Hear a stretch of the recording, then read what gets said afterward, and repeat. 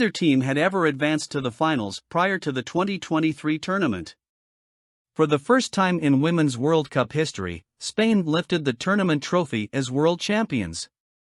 Early Sunday morning, England and Spain took to the pitch in Sydney, Australia for the final game of the 2023 Women's World Cup, which has been ongoing for the last month in Australia and New Zealand. The first all-European final since 2003 eventually transpired into an exhilarating final match of the tournament with the added drama of a saved penalty in the second half, but it was Spain, ultimately, that dominated and came out on top. Although both teams displayed confidence on the pitch in the first 45 minutes of the game, it was Spain that took an early lead in the first half after several decent attempts on goal already, with a goal in the 29th minute of the match from Spanish captain Olga Carmona. The goal from Carmona marked what would be the only time in the match that the ball hit the back of the net.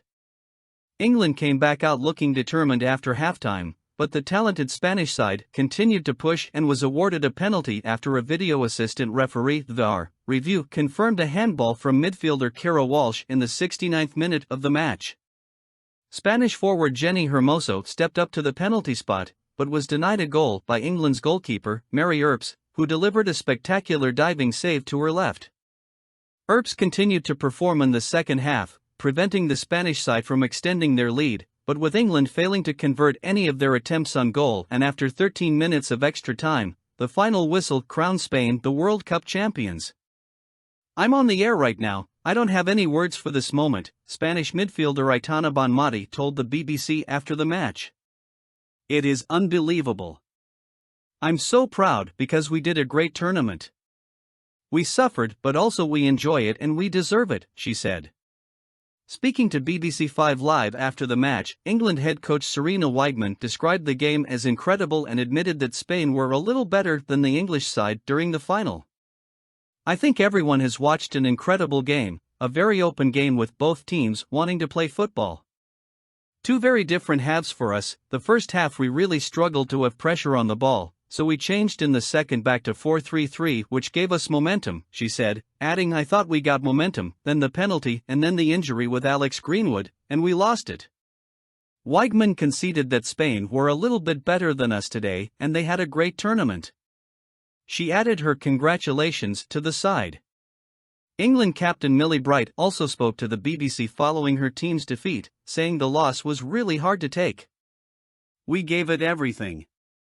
In the first half we weren't at our best, we bounced back in the second half," Bright told the BBC, adding, "We had chances, hit the bar, but we just didn't have the final edge and they got theirs in back of the net." Spain's road to victory was never always an easy one. Unlike their English opponents, the team was unable to sweep their group play games back in July. Even though they had sizable victories over Zambia and Costa Rica to start the tournament, a 0-4 loss against powerhouse Japan put a halt on the team's winning streak. Still with enough points to advance out of group play, Spain came face-to-face with Switzerland in the round of 16 elimination games. When both teams scored within 15 minutes of the starting whistle, it created the impression the match would be tense. However, Spain quickly pulled ahead with 3 additional goals before the second half, and ended the game with a 5th, sending Switzerland home with a score of 5-1. Contrasting their previous match, Spain and the Netherlands stayed neck-and-neck for a majority of their quarter-final game. A goal from Spain's Mariona Caldentey in the 81st minute seemed game-winning, but the Netherlands tied the game with an impressive last-minute goal during stoppage time, which are the minutes added to the end of each half to account for time lost during injuries and other games disruptions. FIFA rules state that after a 5-minute break, teams will continue to compete in 2 15-minute periods of additional gameplay.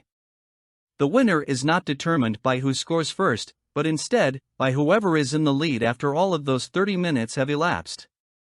In the end, it was Salma Paralluela's goal at minute 111 that catapulted Spain to the semifinals with a 2-1 victory.